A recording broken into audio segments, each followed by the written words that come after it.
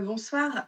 On n'explique pas tout. Je pense que c'est important de ne pas mentir, mais c'est important aussi de pas tout dire parce qu'on a envie que ces enfants restent des enfants le plus longtemps possible et moi, les miens, ils sont tout petits. Ils sont arrivés juste après le covid, donc on peut dire que depuis qu'ils sont là, finalement, ils en ont vu d'autres. Ils ont connu des confinements et ils ont connu, le 7 octobre et ils ont connu, les 3 précédentes attaques, les 3 précédents fronts, on va dire, avec Israël et l'Iran, mais bien sûr aussi les tirs de missiles des Houthis, sans parler de la guerre qu'on a eue avec le Liban.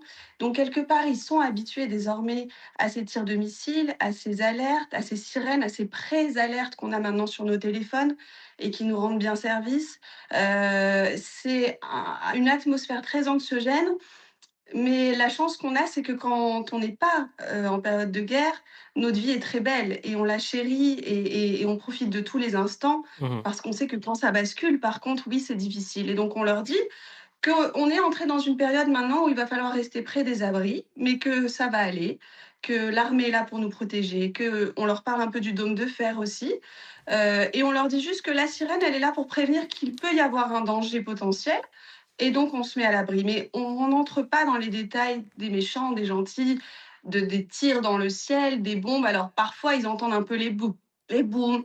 Ils nous demandent qu'est-ce que c'est ces booms. On botte un peu en touche parce que c'est pas évident de tout dire. C'est évidemment douloureux parfois.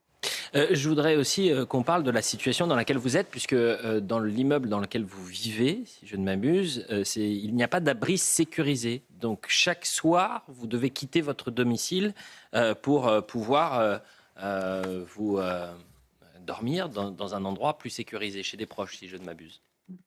Exactement. En fait, nous, on n'avait pas envie de devoir sortir de chez nous à chaque alerte, qui sont quand même très nombreuses, notamment la nuit, en pyjama avec des enfants en bas âge, courir dans la rue. Enfin, c'est franchement, c'est une scène de panique, de voilà, on n'avait pas envie de ça. Donc, on est parti à quelques minutes de chez nous, c'est dans notre quartier, c'est dans un hôtel.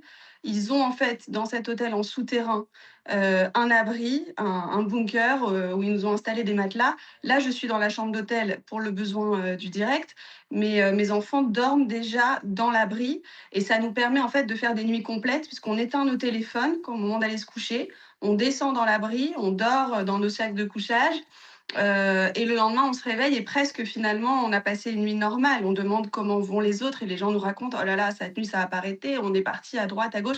Nous, voilà, on préserve le sommeil de nos enfants et le nôtre aussi parce qu'on sait à quel point c'est important quand les Mmh. journées sont tendues comme ça, d'avoir au moins quelques heures de sommeil, en continu et donc c'est l'option qu'on a trouvée et qui nous convient. Mais évidemment que c'est pas une situation, tenable, longtemps et j'entendais votre correspondant juste avant, je me retrouve complètement dans ce qu'il dit. Ça commence à être long, c'est fatigant, on est un peu las, quoi. Et évidemment que au début de la guerre, on a eu ce ouf de soulagement de se dire: «Ça y est, on y va» et on sait que c'est justifié et qu'il faut y aller, mais c'est pas évident.